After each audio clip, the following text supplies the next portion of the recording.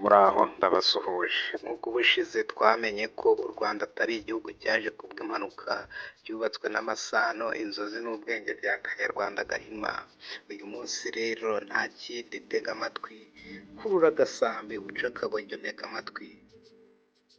Mubwire noneho uwaruhanze, uru dutuye ubu, uru rutwizihiye, uru rwa Gasabo, n'ab'imahanga bageramo bakifuza kutaruvamo, kuko rurangwa n'ibyiza n'abeza barutuye.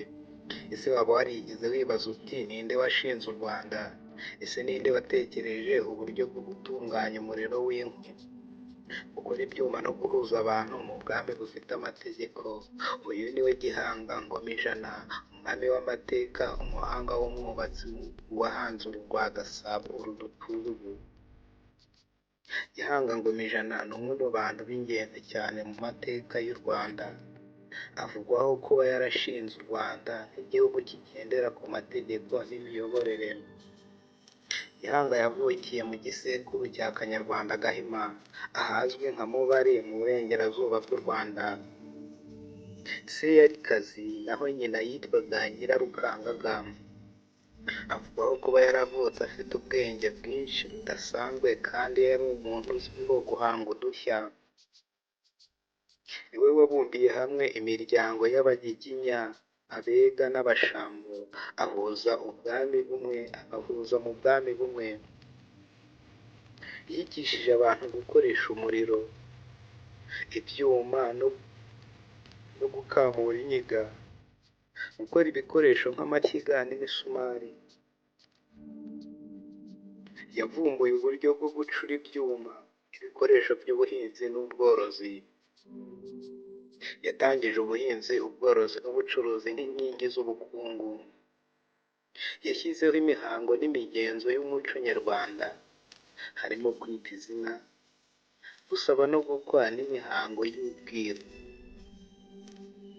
Gihanga yashize ubwami bwa mbere bw'u Rwanda ahazwi ubu nka Gasabo, akarere ka Gasabo y'ubu. Niho yatangiriye umurwa w'ingoma, ahitwa Rukoma rwa Gasabo. Icyo twakwigira kuri Gihanga Ngomijana: umuco w'ubupfura n'ubutwari n'ubumwe. Ubwami bwe bwagenderaga ku mategeko n'ubwiru bw'abami. Umurage w'ibitekerezo by'iterambere n'ubuyobozi bwimbitse. Gihanga Ngomijana si izina, ni inkingi y'umurage w'Abanyarwanda.